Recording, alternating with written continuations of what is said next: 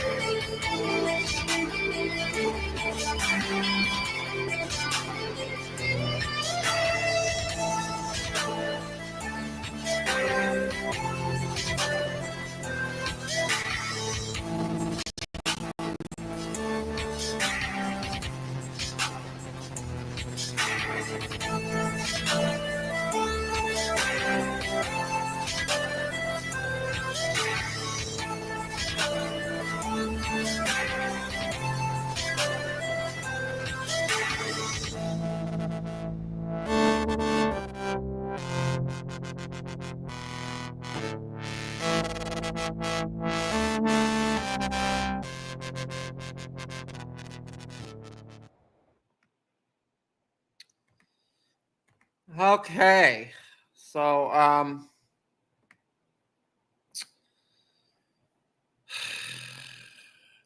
I'll show people that I can be a successful foodie beauty reactor, or a foodie beauty reactor in general. All right, you all want to see me react to Chantal? Fine, I'll react to Chantal. Oh, but Russ, we don't want you doing that. we don't want you doing that. I'm going to do it. Psych. You all really fell for that one, didn't you?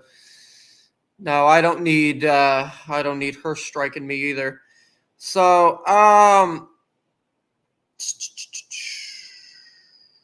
what is this? Onision tried to take my... Hey everyone, so the short version of this video is that the 90-minute video I posted yesterday on Onision has been taken down and I can't get it back up. The video is now only available on Patreon, where neither YouTube or Onision can flag it. You can only view the video now by donating to my Patreon. I've made it available to the cheapest and the lowest tier on there. Issues like this are why the Patreon exists in the first place. It's one of the big reasons, and yeah, I genuinely can't tell you how much I appreciate my patrons, because the channel would not be the same without them, and I truly mean that. Okay, now the long version. The video itself is an 85-minute documentary-style deep dive on Onision, his past, and his recent return to YouTube, as well as all the legal drama surrounding it. I went to bed right after posting it and awoke to a bunch of tweets, DMs, and comments from people who are watching the video and had it taken down midway through their watching session. I went and checked...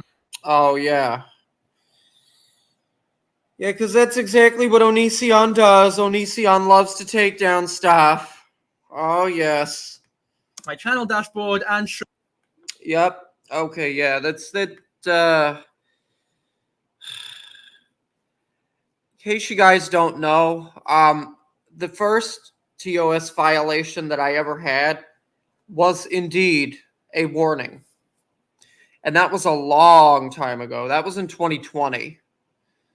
So, okay, warning on October 9th, 2024, content deleted by the user. Onision's return is so much worse than you think. Harassment, cyberbullying. So, Onision, well, the video is up still, is it not? Isn't that video up still? Let's see. Oh, I forgot to subscribe. All right, let's take a look. Onision's return is so much worse than you think. Oh, he probably had to re-upload it. Hey everyone, so the short version of this video is that the 90-minute video I posted yesterday on Onision has been taken down and I can't... Oh, yeah, he said it was... Never mind, okay. I wasn't sure which video it was. And get it back up. The video is now only available on Patreon, where neither YouTube or Onision can flag it. You can only view the video now by donating to my Patreon. I've made it available to the cheapest and the lowest tier on there. Issues like this are why the Patreon exists in the first place. It's one of the big reasons, and yeah, I genuinely can't tell you how much I appreciate my patrons, because the channel would not be the same without them, and I truly mean that. Okay, now the long... By the way, I would like to tell you all one thing. Since people keep on thinking it's really funny to threaten me over this stuff, it don't matter if you get the link to a video or a stream or anything. Once somebody removes it themselves, there's nothing else you can do. You want to know how I know this?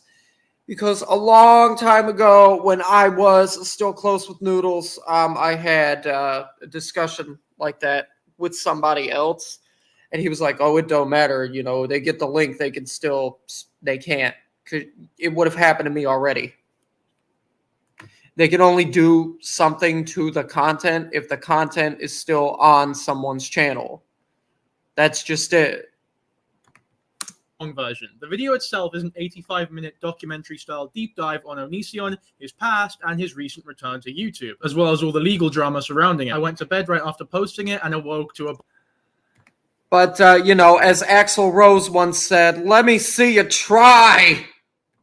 Bunch of tweets, DMs, and comments from people who are watching the video and had it taken down midway through their watching session. I went and checked my channel dashboard, and sure enough, the video had in fact been taken down, which is either a gross misuse of power from Onision himself or a grossly negligent and wrong move from YouTube themselves. I personally believe that it's the fourth.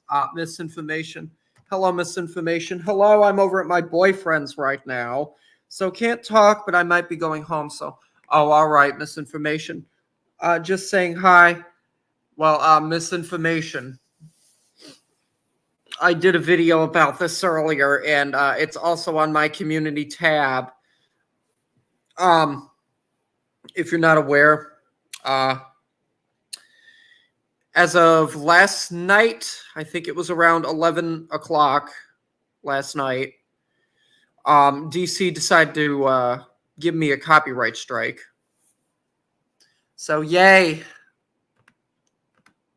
I think that Onision, illegally by the way, is misusing his power to censor creators like me. The community guideline that I had supposedly broken here was harassment and bullying. Apparently, oh yeah, harassment and bullying. Giving commentary is harassment and bullying.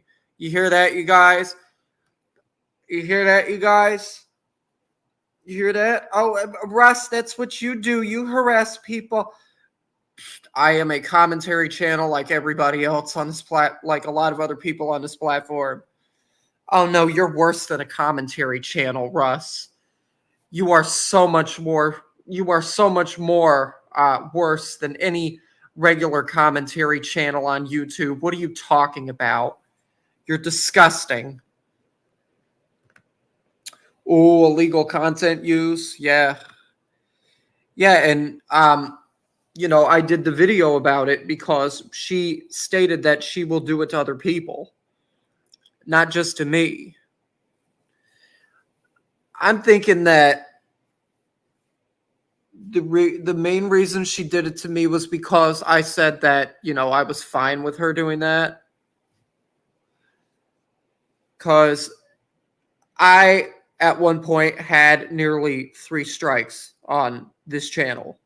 So, yeah. I just wait till it expires.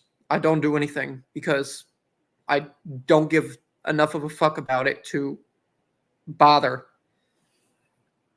So there you go. Oh yeah, harassment and cyberbullying. Content that contains targeted harassment or malicious insults such as racial slurs isn't allowed on YouTube. This may include threats, unwanted sexualization, stalking, and prolonged name-calling or malicious insults that target intrinsic attributes. We may make limited exceptions for content with educational, documentary, scientific, or artistic context. I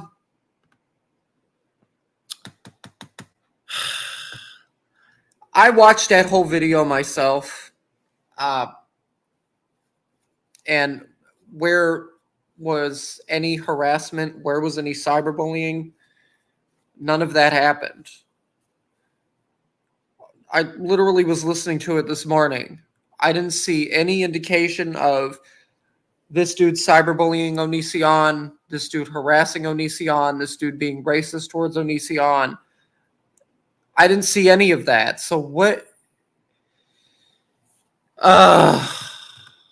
my video was content that contains targeted harassment or malicious insults such as racial slurs which aren't allowed on YouTube. This may include threats, unwanted sexualization, stalking, and prolonged name-calling or malicious insults that... And as I always say, don't forget the thumbs up, a thumbs down to program. Russ appreciates every kind of engagement because it helps me in the algorithm regardless. Target intrinsic attributes. Now, much like all of my videos, none of these descriptions match the video. Hold on, Donna. You re-uploaded her entire stream from Rumble to YouTube. You are omitting details, Ross. Well, yes, I will say that now. Yeah, I did re-upload it. And I said that. I already said that she was well within her rights to do what she did. She had every right to do it. I'm not going to counter it.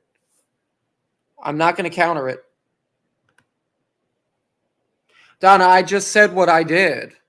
And what I did was not a lie. Yes, I fucking re-uploaded her thing from Rumble. And I didn't give any commentary. So that's it. It's over. It's done with. Question at all. The closest thing that they list is prolonged name-calling or malicious insults. Now, I do say in the video that I don't like Onision. I think he's a bad person, and he's done really awful things, but these are not malicious insults or criticisms of intrinsic attributes like YouTube says they need to be for the video to be taken down. My advice to Other people would be, don't do that with DC, because I know that I am not the only person that has gotten a strike from DC. Quite a while ago, GP also got a strike from DC. So she will do it to anybody that does not give any commentary. I'm just putting that out there. So I would suggest just leave her alone, unless you're actually going to do commentary and make it fall under fair use. Otherwise, she's going to have a fit. In fact, criticism of that ilk can basically be seen on every commentary video on this website, so that just can't be the reason that this video was taken down. It has to be something else. Not only just for as long as he's been a popular topic in commentary, but also very recently since his return. These are big videos as well, far bigger than the 10K that my video had before it was taken down. Videos from creators... Misinformation? What are you talking about? Content song off. Russ starts... Okay, settle it like they do in musicals. No puss reporting. Rap battle off. You want me to rap battle DC? Are you kidding me? DC ain't no rapper. Just like Louis McClung, Cruel World, Happy Mind, Coop Noop, Tom Dark. You know,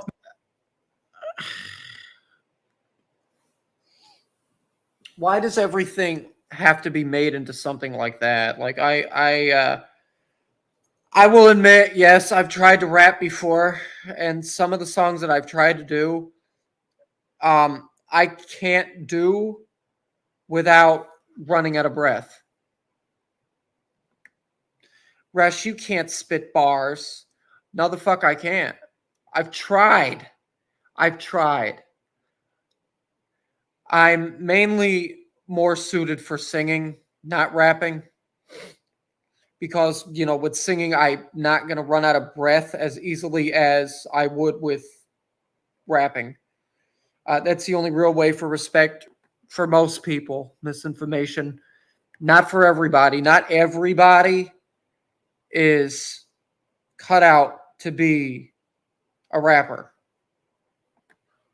Mr. Rebzion has put out 5 videos on Onision out of his last 8. And those are way more scathing than mine because of the history that those two guys have. And this isn't me throwing shade at any of them at all, because I believe that they do genuinely and should have the right to make those videos and keep them up. But I should also have that same right. I seriously don't know and can't tell you the first reason why I'm being treated so differently to all of those guys. And those are just the recent ones, by the way. If you go back a little bit more, there's 3 movie-length videos from The Right Opinion, for example. And then there's YouTubers like iNabba who have uploaded 38 videos on the topic, one of which was double the length of mine. If my video is targeted harassment or bullying with malicious insults, so to speak, then I don't know how 38 videos on the man isn't flagged as the same thing, especially when they're all designed to basically bash and critique the guy. And that's fine, by the way. He should be able to do that, but I just don't know what to say other than something is seriously wrong here and a mistake has been made. If it was purely an issue with the automated system that YouTube has that flags videos... The mistake that was made was Onision,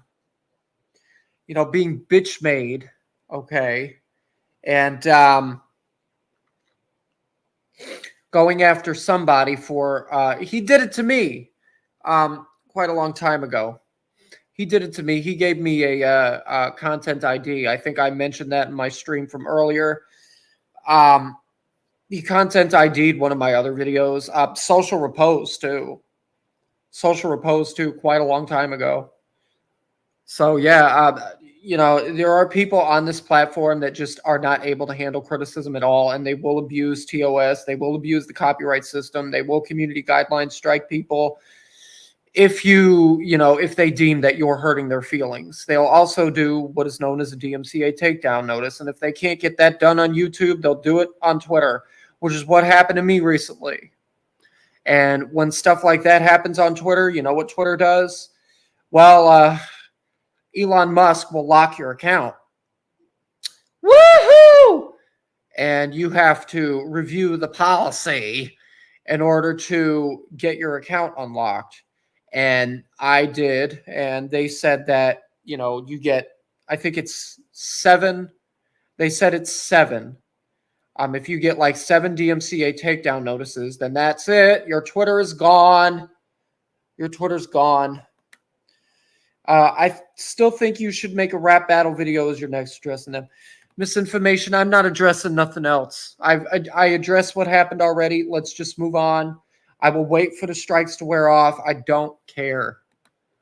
I guess indefinitely, then I seriously don't understand why those other videos that I just mentioned have been kept up. Like, it has to be something specific about mine, which doesn't do anything too different from a lot of the other ones. Maybe it is just YouTube making a mistake and striking a video down, and my video just happened to be the one that they made the mistake on. If it was Onision that's responsible for this, then it's an incredibly malicious, not to mention genuinely illegal abuse of power designed purely to ruin my livelihood and mess my earnings up because I hurt his feelings a bit. If it wasn't Onision, however, I actually think it's worse if YouTube is purely the one to blame here, because it means that essentially my boss in YouTube is punishing me for doing my job. Heaven knows how much work I put into this channel, and my severe ADHD will not allow. Yes.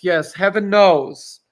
Heaven knows how much I've put in, how much work I've put into this channel also. Mind all of you, as you know, I think somebody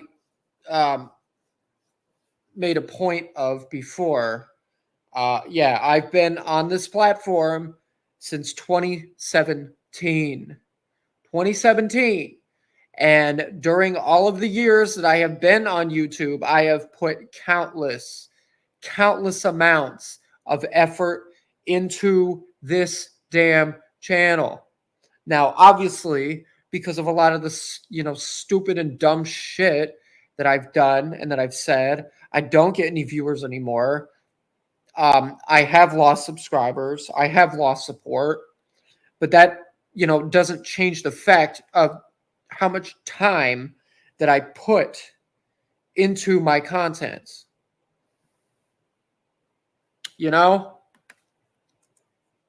me to focus on anything else if I have a project in the works. The second I put that first note down on Onision, my whole life becomes the Onision video. It infects the way that I act socially, it affects the way that I eat, the way that I exercise. The second that first note is on the page, my whole life is revolved around making a video on whatever topic I'm decided to make the video on. It's not the healthiest way to run a YouTube channel, I know, but hopefully as I get bigger and do this for a bit longer, I'll pick up some healthier habits. The point I'm trying to make here is that I work incredibly hard, and that video was not just a slot video put out in an hour. Like, I really did work for it. I spent a whole day researching and taking notes so that I could portray and give you the accurate information. The next day I recorded, and the recording itself was 4 hours long. Simply cutting and sequencing that amount of footage on Premiere Pro. You know what? I don't want to listen to any more of that. I want to do something else. Why don't I do, for the first time, not going to be reading anything from the farms. What I am going to be doing is I want to read 4chan. This is going to be exciting.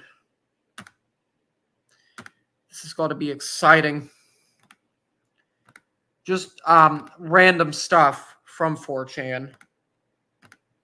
So let me just go ahead and share. All right, here we are.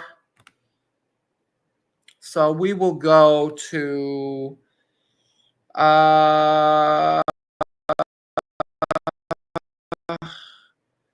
hopefully not anything graphic. Okay, GPT 4.0, completely uncensored, fine-tuned on RP logs. Meet your new AI GF today.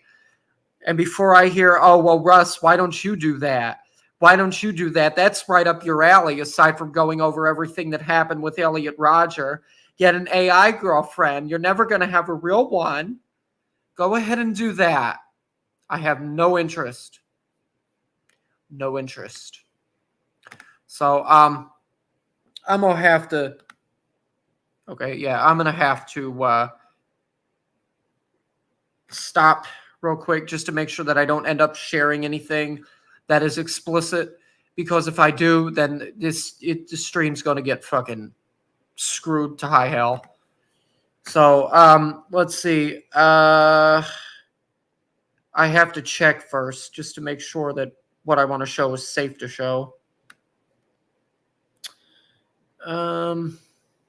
Advice. How about this? Okay. All right. The website. All right. Okay. We'll read stuff from the advice thread. Advice 4chan. All right. Here we go again with the pregnant, now 29-year-old XGF. All she does is blame me for everything. She can't keep track of what it is she's accusing of me, too. One day it's that I don't love her, then it's my anger, then it's that I don't like her physically, then it's because I looked happier with my ex in some photos, then it's because of conflict. I threw her lanyard out of frustration because she said that I'm the reason she needs to terminate, and she is now calling me dangerous. I've done everything for this woman child. I gave her a place to stay, fed her, protected her, made sure she came every time we had intercourse, bought her whatever she needed. She was broke and homeless.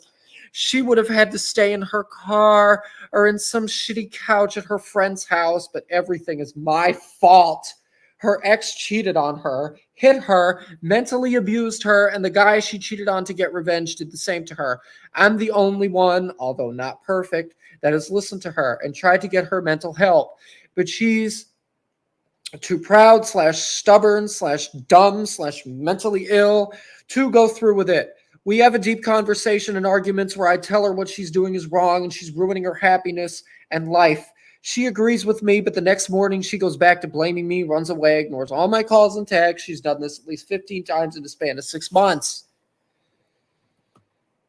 Could I work in a bar / nightclub as an Asperger? Anonymous 10/19/24, Saturday. So basically, I'm not diagnosed autistic or anything, but I'm a shy, awkward loser retard. I'm in my final year of l'école d'école degree, and although I am guaranteed a job after my internship I did last year, I'd literally shoot myself within a month of going back there. I hate this gay industry, and I don't want to go back to sitting in my cuck chair in an office working a 9 to 5. I want to try working somewhere more lively, like a bar or club. I go out to bars with my friends often, and honestly, I think I'd like working as a bartender, even though I'm an awkward loser, like I said. I think I could unautism myself by doing so. Thoughts? Anonymous says, it's fine. Might be a good opportunity for you to develop your social skills. Go for it. Worst case scenario, you don't like it and quit. I'm kind of similar to you. Just started a miserable tech job I was guaranteed after interning. I've been working for a couple months now. I've always hated this shit and would rather do literally anything else with my time. I had a bartender phase too, keck. The thing is, it's actually not so bad because I have fun coworkers my age who hate it just as much. Makes it a little better when we trauma bond, you know? You're most likely guaranteed a great salary with your intro-level job, and internships are always different than the work itself. TLDR, I feel like it wouldn't hurt to accept a gay tech offer, see how it is for at least a few months, make some money. If you really can't stand it, get out there and become a bartender because it sounds fun as hell. The customer / coworker exposure therapy would totally help out with the autism. Thanks, bros. I read into it a little, and apparently a bartending course only takes a couple of weeks, but to actually get good takes years. Still, I think this is the right path for me. I'm not sure if I do a program online or in person. A friend and I had a conversation about this a few days ago and recommended that I do an IT program online, as it would take less time than doing a computer science program at the university he's attending. I don't really know if I should go for it or not because I can't trust myself to not fuck around, and mom wants me to get out there rather than stay inside. I want to make a decision as soon as possible because I don't want to overthink it. Jeez. Wow, this is real high quality stuff right here. Real high quality stuff right here. That's what this is. What's this about? Okay, anonymous. Boyfriend flunked out of HVAC school. Is he too stupid to marry? You're too stupid to marry. You're on 4chan. Why not date a man with prospects? You'll be the breadwinner. Yep. Should he just go for base level construction? He's scared he'll kill himself with welding, but welding is fun. He was in a 1 year accelerated program, so more cutthroat. His instructor also was a bit of a dick, but yeah, it is bad. So, are you retard? Just use hand jobs to condition him into studying. How do I not kill myself for graduating late and being behind everyone? I didn't graduate at all, unless you mean high school. At some people don't graduate from that either. I went to school as an adult, so I was 5 years behind everyone else. At first, you might feel like a loser, but you catch up quick. After 5 years, you will be at the same place as everyone else. Past that point, promotions are a result of connections. When I was in high school, I had to move to another school, and when I got there, the account secretary was like, lol, you have nothing at all, got lost. So instead of me going to 11th, they made me start back at ninth grade. It was embarrassing. I busted my ass to skip junior year and be like 2 classes off from skipping senior year and just graduating, but it was all I ever heard, that I was a failure and a fuck up. I could tell everyone what happened, but on paper, it looks like I'm a retard. And so I graduate a year behind. Guess how much it mattered? None. I'm 27 now, and just say I graduated with my class. No one gives a fuck. Lol. It really doesn't matter what it took for you to graduate as long as you did it. That's also ignoring that most people are retarded anyway. And the points you earned in high school do not amount to anything in life. Save the self embarrassment for things that really don't matter, like forgetting to get something at the store or something. I won't read threads where OP demands that readers give him a reason to grow the fuck up and deal with life as it is like a passive aggressive cry bully throwing himself on our mercy. Yawn! I literally did the 10th grade twice and still graduated in 4 years. High school means nothing, Anon, and plenty of people don't do well in college and yet still graduate and get good jobs. None of this will matter in 10 years, trust me. Correct take, nobody give a fuck. I take bath every day, use a regular shower gel. 1 to 2 hours later, my armpits already smell, even if I lay in bed and don't move at all. What the fuck is wrong? I can't live like that. Do you guys record all your interactions too? I keep a phone in my pocket recording audio of important interactions so I can listen back to how I sounded and what I said and how I can be better for next time.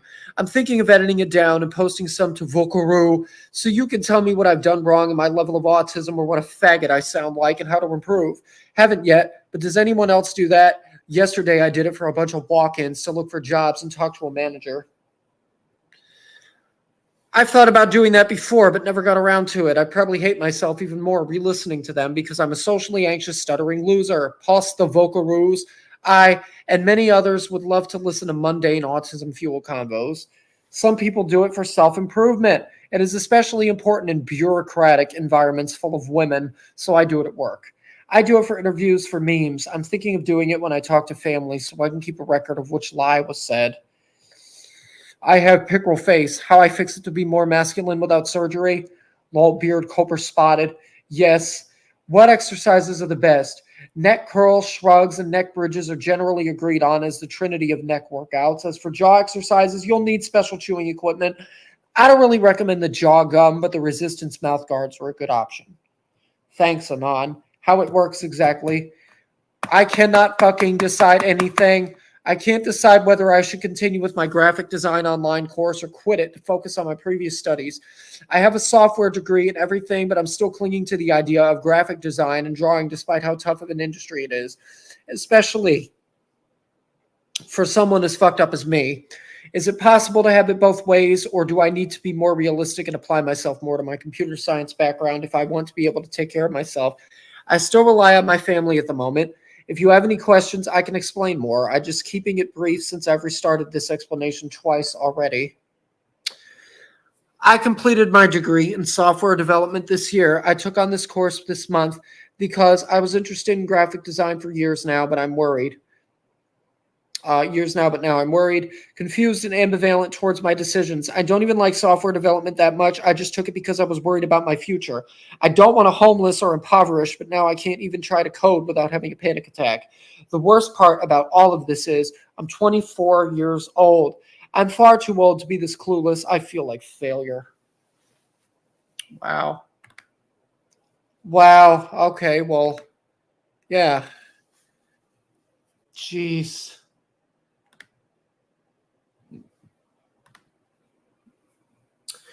I am not going to read no more from that. I'm not reading no more from that. That's enough for me. That's enough for me. Let's see.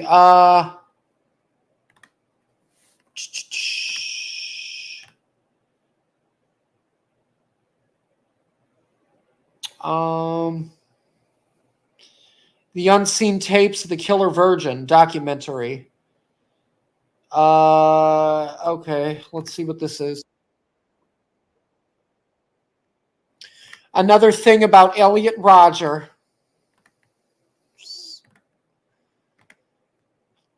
Boy, Russ.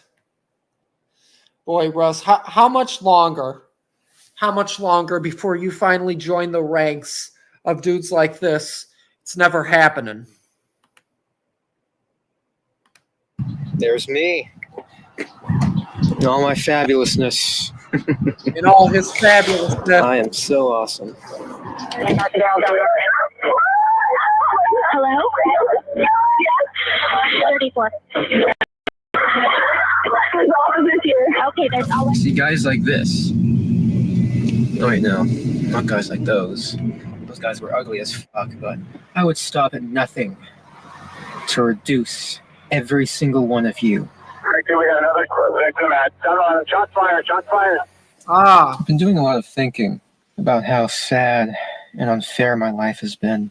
All because girls haven't been attracted to me. The man you're looking at is 22-year-old YouTuber Elliot Rodger. This video is one of... No longer a YouTuber because he's dead. You know, we all know what happened. But before he went on the rampage, he did do content.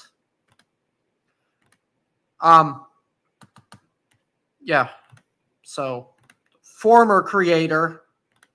Many he recorded lamenting his obsession with his love life, or lack thereof. Although his growing anger went ignored, there were countless other red flags throughout Elliot's life that he was plotting something horrific. But no one could have ever predicted just how disturbing his true thoughts were. Yeah, because nobody gave a fuck about it until it actually happened. And that was the problem. Well, this is my last video. Or how far he would go to seek his retribution. Tomorrow is the day of retribution. But if you think you knew just how disturbing his thoughts were, think again. Through since-removed homemade videos, many that have never been seen before, you'll soon learn the rabbit hole goes deeper than you think. Guys like this. In the infamous case of does. Elliot Rodger. 911, what's the emergency? Your guy thinks somebody else is on the line. Okay. I don't know what just happened. Okay. Were you injured? Okay, where are you? Somebody else's. We're at Ivy Deli in Isle Vista. Okay, you're at Ivy Deli and somebody shot? Yeah. Okay.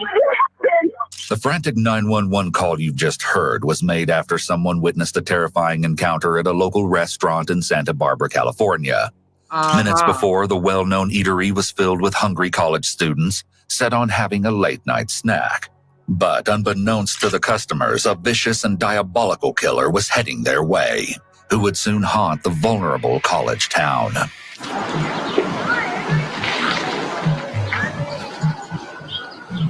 Hey, Elliot Rodger here.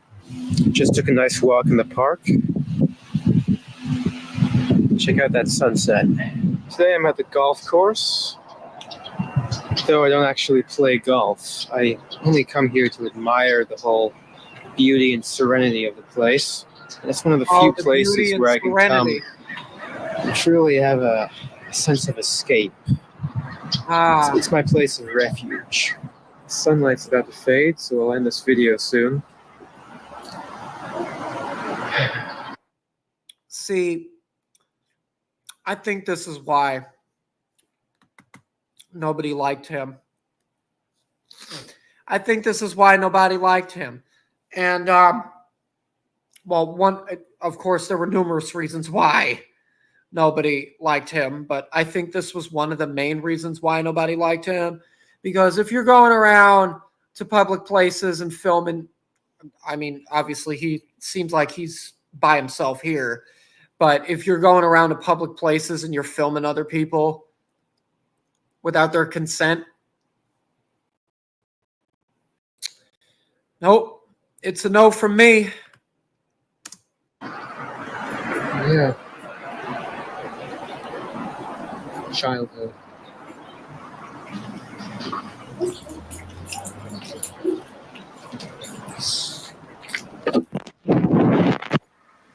It all has to come to this. I'm 22 years old and I'm still a virgin.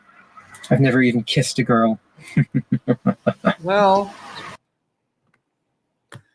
I can't relate. I can't relate. Oh my God, I cannot relate.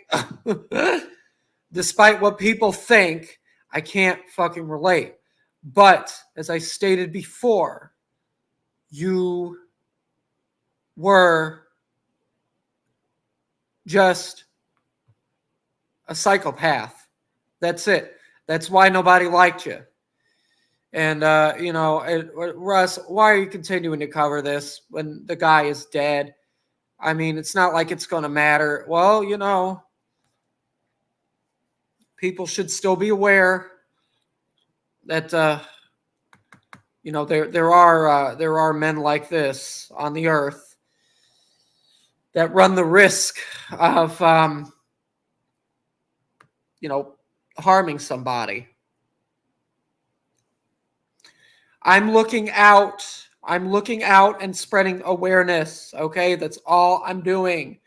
It's educational. You forced me to suffer all my life, and now I'll make you all suffer. I've waited a long time for this. I'll give you exactly what you deserve, all of you. All you girls who rejected me and looked down upon me, and all of you men for living a better life than me, all of you sexually active men. I hate you. I hate all of you. You hate all of them just for having sex? I mean, I think a more reasonable explanation would be him hating. I think he should just be. He should have just said, "Oh, I hate, the guys that pushed me off of that ledge when I was at that party." But to say that you hate an entire gender just because they've had sex, they've been sexually active, that's a bit ridiculous. I can't wait to give you exactly what you deserve. To truly understand how he came to commit such an atrocity, we have to start at the beginning. Before moving to America, the Rogers lived a simple life in London, and they embarked on thrilling trips around the world. Elliot recalled his childhood as memories of happiness and bliss, recollections that would soon be overshadowed by anger and indignation. He enjoyed activities typical that of a young boy: skateboarding, video games, playing outside, and reading. So how did this seemingly normal kid transform into a vicious mass murderer? Elliot Roger here. And here I am at Sarania Park, the most significant place of my childhood. I wish I could be a kid again. Those were the happy years, and I could just live my life without realizing how cruel the world really is. According to Leach and Roger, Elliot's mother, Elliot was a withdrawn and shy child growing up who enjoyed hanging out with his friends and family. My mom just ordered me the book I've been waiting for so long. This is so awesome. I'm going to read it now. He would often write down what he wished to say, rather than speaking aloud, possibly indicating that Elliot had developed social anxiety from an early age. After moving to America at the age of 5, Elliot's parents enrolled him in a private school where he made his first friend in the States, a young girl in the same class. Looking back, it was very ironic that his first friend after the move was a girl, considering that she would quickly become everything that Elliot despised. My parents used to always take me here when I was a kid. Back when my life was happy and fair. Back when I thought the world was fair. How naive I was. I was only an innocent child. Although Elliot would come to hate many people, his love for his family would remain. However, a few months after Elliot's 7th birthday, he was saddened to hear that his parents would be getting a divorce. Following the split, Peter Roger, Elliot's father, introduced Elliot to a woman named Sumaya, his soon-to-be stepmother. Yep. Although Elliot... Yep. Sumaya Akabun.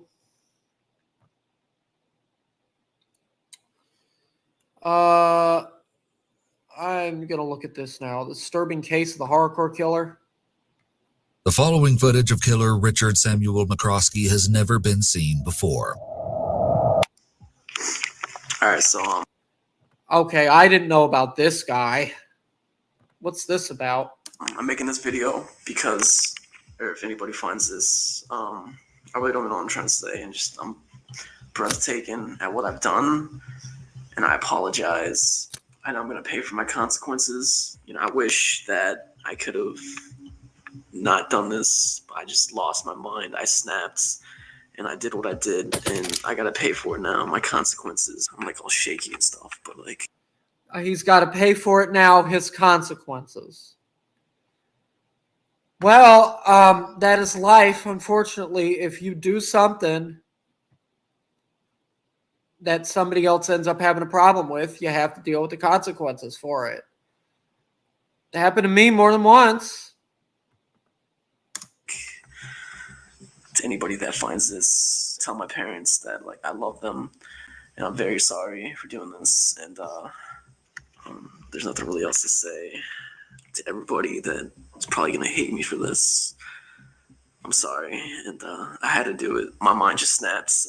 Who even was? Wait, I'm trying to figure out.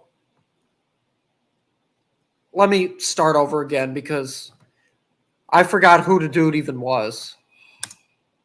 The following footage of killer Richard Samuel McCroskey has never been seen before. Okay, Richard Samuel McCroskey. All right. They found beyond the victim's dying of, they began to decode, but couldn't pin down the source. He stayed in the house with their... I do it. My mind just snaps. I couldn't control it anymore. He couldn't control himself. You hear this? Another one that went off the deep end. That's it. Fuck you to the big world. Fuck everybody in the world. I can't stand this place. Richard filmed this video as he was living in the home of his victims and their rotting corpses. He stayed in the house with their dead bodies for days after their deaths.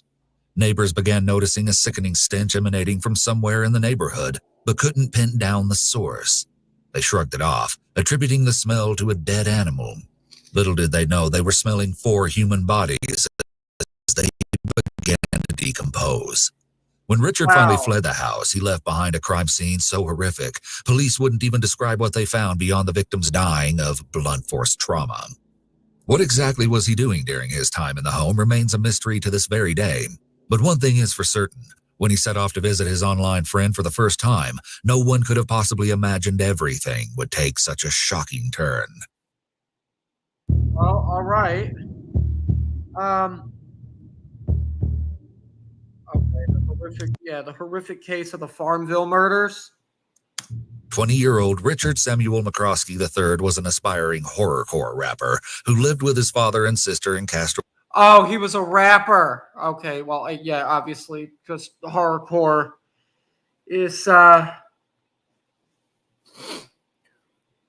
of a more serious genre of hip-hop. Valley, California. Richard had been relentlessly teased and harassed in high school. Did he ever release any music? Or was he just one of those dudes that just, oh, yeah, I'm a rapper because I want to, in my head, I am a rapper. Not because I actually want to make an effort to be a rapper. I just want to pretend to be one. Was it like that, or did he put anything out? Not that I'm going to listen to it. I'm just curious. Primarily because of his red hair and weight, but he was very submissive and didn't fight back. As a result, he dropped out of 2 different high schools and never graduated. For a while, he worked as a graphic designer and was skilled at making websites. Many described him as a quiet young man who kept to himself, but his MySpace profile showed the juxtaposition of his online and real-world personalities. Under the names Lil Demon Dog or Psycho Sam, his MySpace page was littered with references to the underground horrorcore scene, which included obscene lyrics and various depictions of murder. You can see some of the horrorcore artwork Richard displayed in his bedroom. Many believe his stage name was inspired by an unhealthy obsession with David Richard Berkowitz, also known as the Son of Sam, a serial killer who murdered 6 people from 1976 to 1977. Many of his photos show him posed in cemeteries or holding weapons such as an axe. In one video Richard posted, he is wearing a skull bandana while standing outside a Gothic church during a lightning storm and rapping lyrics about the evil voices inside my head. They just want me to murder continuously. They want me to take lives on a mass murder spree. They love the smell of a body that's rotten and decayed. That's what I think about when I'm stalking my prey. The fact that Richard says evil voices inside my head does not necessarily mean he is hearing voices in the same way that a person with schizophrenia hears voices. While people who have schizophrenia can commit murder in response to a DSM-5 criteria for schizophrenia. 2 or more of these symptoms must be present for at least 1 month, can be less if it's being successfully treated. And at least one symptom must be either 1, 2, or 3. 1, hallucinations. 2, delusions. 3, disorganized speech. 4, grossly disorganized. 5, negative symptoms. Continuous disturbance for 6 months. Social or occupational dysfunction for a significant portion of the time. Catatonia can also be used as a specifier for any other diagnosis. A commanding hallucination, it doesn't seem like this was the case with Richard. People with antisocial personality disorder often have many different selves. People with APD also sort of morph into different identities, depending on the situation and what they want to achieve. For instance, they can be very charismatic in situations where they need to manipulate someone to get their way. So in Richard's case, the voices inside his head that he's referring to can simply just be his evil side or his own inner violent tendencies. As Richard's confidence within the horrorcore niche grew, he started chatting with other like-minded individuals, among them 16-year-old Emma Kelly Niederbrock, who went by the username Ragdoll. Okay. All right, so you wanted a video, and you made me videos, so... And he said please, so I'll make you this video, even though I'm not gonna, like, do anything, because my room's kind of dirty, and... yeah, I don't want to show you my dirty room, but this video is for Emma, because you just told me to say your name, so I don't know. Okay, well, what was the situation with this? Did he, like, did they date, or did he just do this video to her just as a way of like, oh, you know, I like you. I hope that you, you know, reciprocate. And if you don't, well, then I think that you're the worst person in the world. I want to know more about this story. I really do. I am intrigued. Oh, I'll make you another video once clean. I promise. Unless you just want to like see my wall, because that's not dirty, but behind me is dirty. So that's not good. Alright, this video is for you, Emma. The ragdoll, amazing ragdoll, and I really don't know what to do for you on video, so I guess I'll like show you my room a little bit if that's what you want to see. First off, we got my door, then we got my addiction Monster energy drinks. And then we got my small underground CD collection going on right here. And then we got my wall of awesomeness that I call it. Lots of posters and flyers and a Hatchet Man charm and random stuff. A hatchet. Oh no, the battery's dying. No. Emma lived in Farmville, Virginia, with her mother, Dr. Deborah Sue Kelly, and her father, Reverend Mark Allen Niederbrock. Since middle school, she'd been homeschooled and was described as a sweet and well-rounded girl. As she got a little older, Emma developed a rebellious streak and began listening to horrorcore music. To fit her new aesthetic, Emma eventually dyed her hair a vibrant pink and began to wear heavy black eye makeup. Hang on. I think I already know what the conclusion of this story is going to be. Okay, so she was into horrorcore. She ends up getting with this dude, and then did he kill her? Is that what this whole thing is about? I'm assuming that she was the victim in all this, unless there's somebody else that he did stuff to that we don't know about.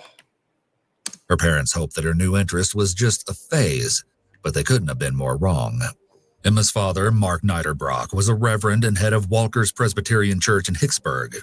Her mother, Deborah Kelly, was a sociology and criminology professor at Longwood University and a beloved mentor to her students. When her parents separated, Mark moved out of the family home, leaving Emma and Deborah to live there together. Still, the parents maintained an amicable relationship. However, at this point, Deborah has started to become concerned about Emma's interest in horrorcore, and so all three family members went to counseling. Emma also met one of her best friends, 18-year-old Melanie Wells, online through the popular horrorcore artist Razakel. In the horrorcore community, the artists and fans often grew close and frequently communicated online. Razakel had befriended both girls separately while chatting over MySpace. She'd bonded with Emma not only because of their mutual love for horrorcore, but also because they could relate on a deeper level. Both enjoyed photography, makeup, and doing hair, and they both had fathers who were Presbyterian ministers. When Razakel learned that Melanie and Emma actually they could relate on a deeper level. Both enjoyed photography, makeup, and doing hair. Okay, similarities include interest in photography, interest in makeup, interest in doing hair. They both had fathers who were Presbyterian ministers. When Razakel learned that Melanie and Emma actually lived near each other, she decided to introduce them. Melanie used the online handle Mrs. Free Abortions, posted photos of herself in cemeteries, and listed her interests as cigarettes, alcohol, lust, restorative arts, blood and gore, and open graves.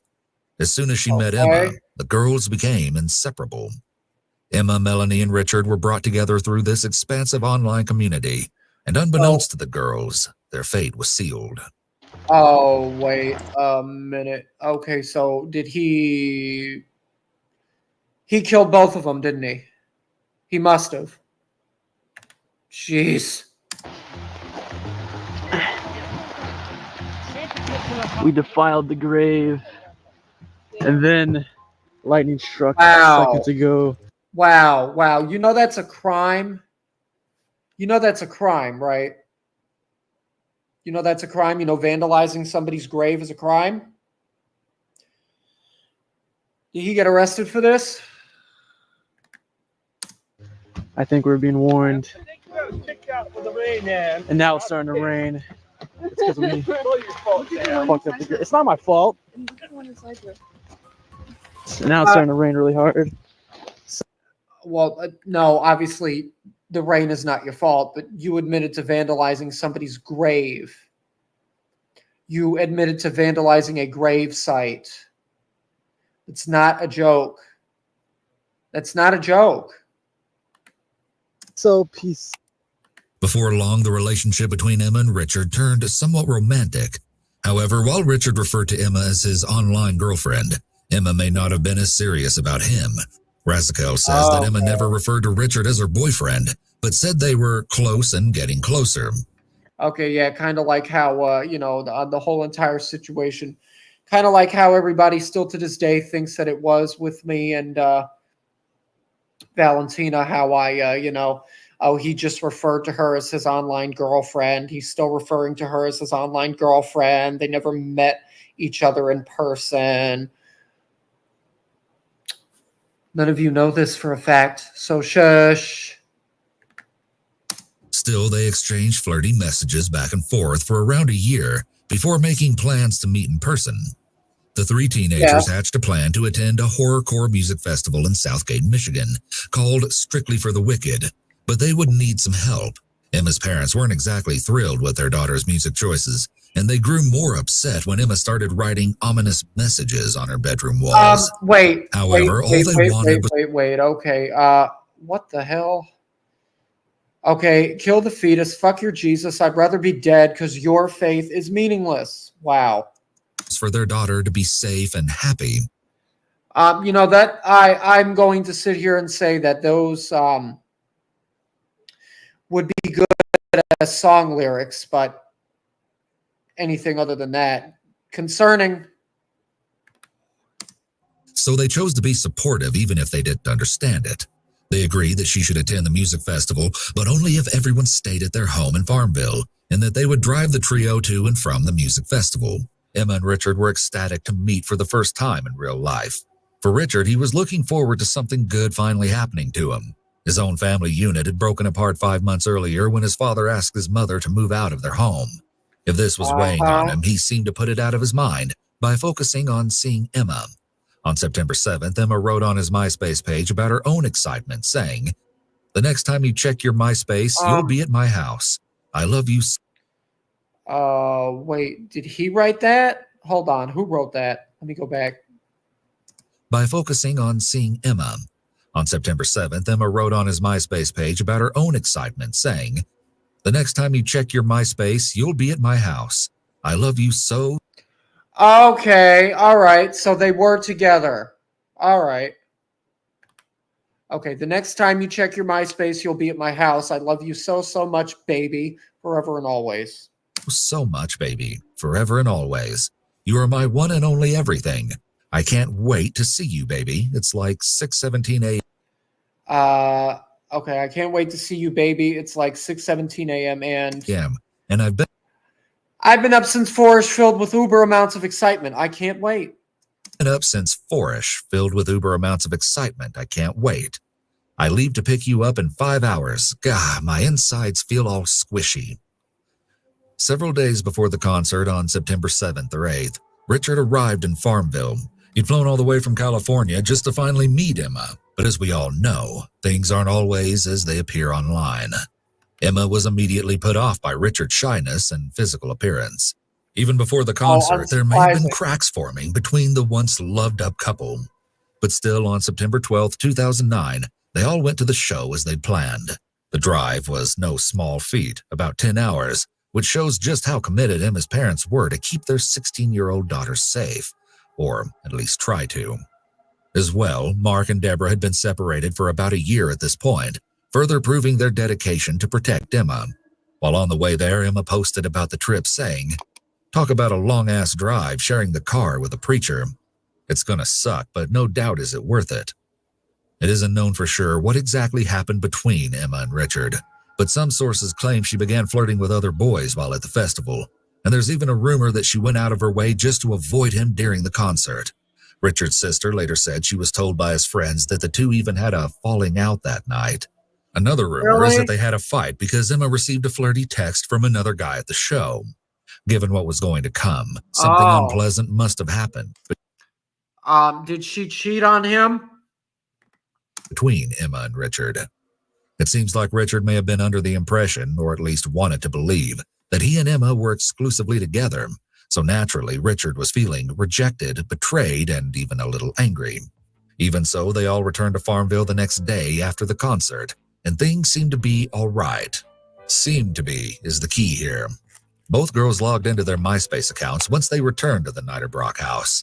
At 2:43 a.m. on Monday, September 14th, Melanie posted online that she would be home on September 16th. She even wrote about missing people at home, but she would never make it back. Her parents became worried when that date came with no word from the young woman.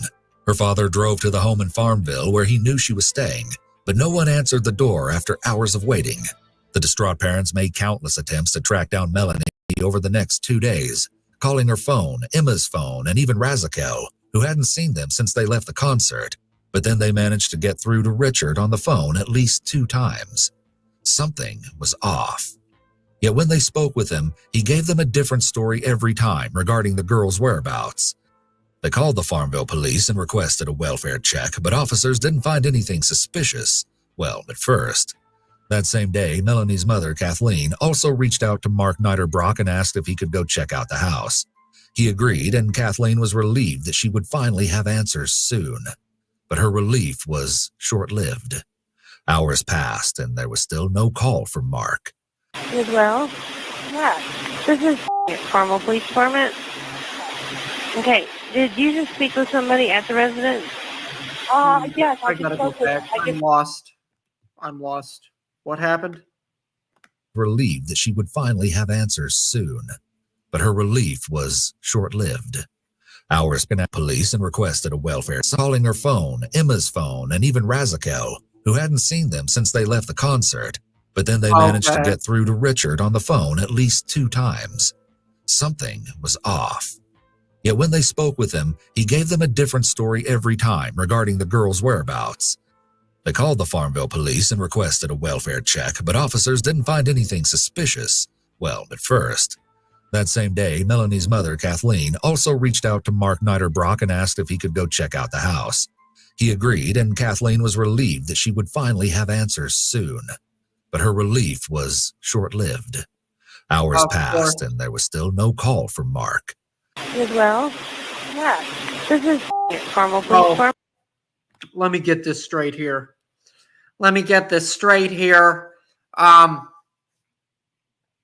They left the concert. The family has not seen or heard from them at all for a long period of time.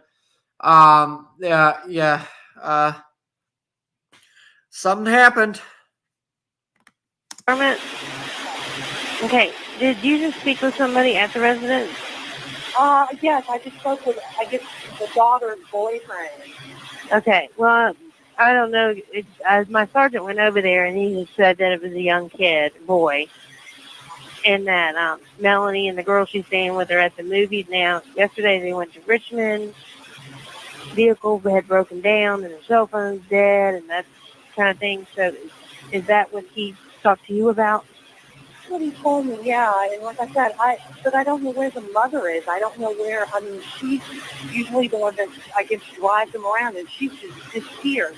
I haven't spoken to her at all.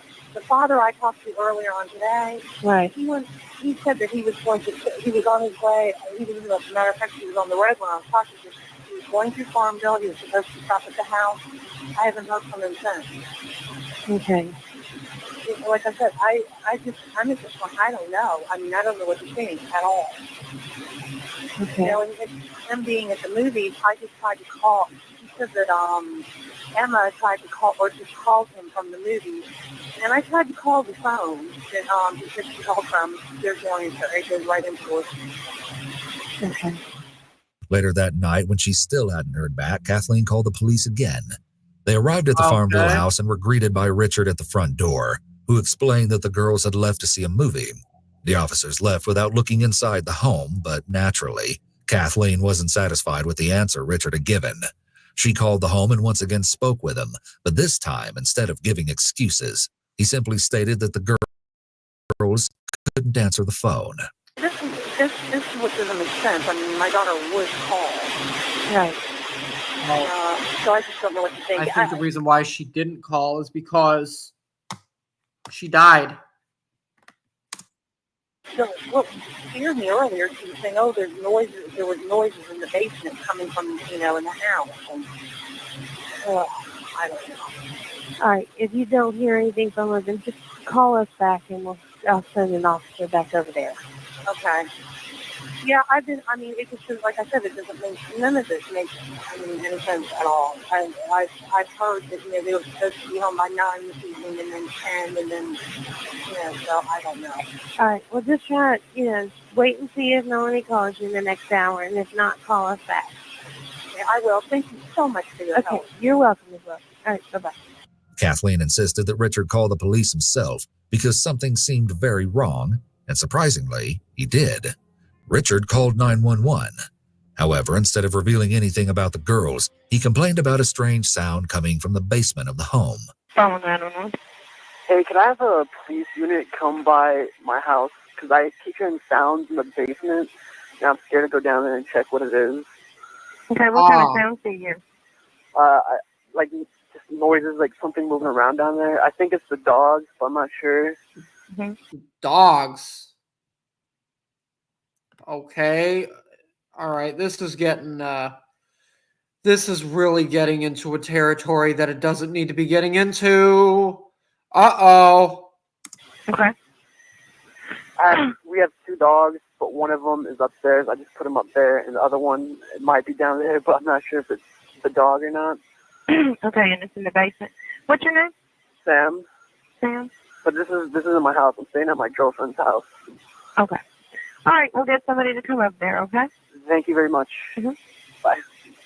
Police showed up once again and did a quick search of the basement, but found nothing and left. Authorities later defended their choice to leave the Niederbrock home without seeing Melanie, Emma, or either of her parents during the welfare checks because they thought Richard had reasonably answered all of their questions. Yet around that same day, when neighbors walked by the home, they noted that even from the street, something smelled dead nearby, which they attributed to an animal. It's both surprising and troubling that the police did so little to investigate this situation after receiving multiple phone calls about minors not being heard from in days and alleged noises in the basement.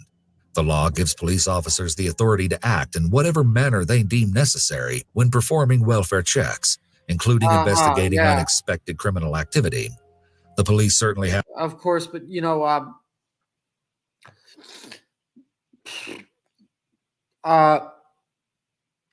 people can still say, they don't want to consent, that they don't consent to anything that the police do. You don't have to agree to a welfare check. I don't think had the ability legally to do much more than they did. It seems highly unlikely that they wouldn't notice an odor that was commented on by people much further from the scene. It also seems impossible to believe that once they were inside the home, there was no evidence of a crime when 4 people had been murdered in such a violent and gruesome manner. The families of the deceased could try to sue the officers for their failure to do more to investigate. However, it's an uphill battle to do so. State laws provide police officers with protections from civil lawsuits and criminal charges. These protections are not simply defenses that the officers may raise after they're charged or sued. They effectively prevent a criminal charge or civil lawsuit from even going forward. The police have what is called qualified immunity. Qualified immunity means that police officers are protected from being sued as long. Correct, they do. Qualified immunity is immunity from civil liability that is conditioned or limited as by a requirement of good faith or due care, especially immunity from lawsuits that is granted to public officials, such as police officers, for acts that violate someone's civil rights, if it can be shown that the acts do not violate clearly established statutory or constitutional rights of which a reasonable person would be aware. As long as they're acting within the guidelines of their job and not acting negligently or unreasonably. This gives police officers room to do their job without the fear of lawsuits interfering. In this particular case, it could be reasonably argued that the police did in fact act negligently by not thoroughly searching the home for the missing minors, or because they missed the wretched odor emanating from the Farmville home that was noticed by neighbors. At some point on the 17th, Richard made a call home. His sister said he was checking to see if his family was okay, and he ended the message with, "I love you guys." Hearing this, his sister knew something was off. They didn't say "I love you" to each other. However, because she knew her brother was someone who wouldn't kill a spider if she asked him to, she couldn't have imagined just how horribly wrong things had gone in Farmville. It's possible that Richard wasn't a very assertive individual. Maybe he was highly sensitive and fragile in many ways, unable to kill a spider. He may have, at one point in his life, been a rather weak person. The fact that Richard was teased and harassed in high school means that he could have developed some trauma during his adolescent years. However, teens who were bullied and subsequently traumatized typically don't grow up to become murderers. Richard appears to have had an immense amount of underlying anger and hatred that was never expressed in a healthy way. When a person remains passive against bullying or abuse, they will harbor a lot of self-hatred and, of course, hatred of others. Yeah, it seems like he really was quite depressed. So I'm going to go, you guys, but thank you to everybody that tuned in. And I'll see you all later on, as per usual. Have a good night.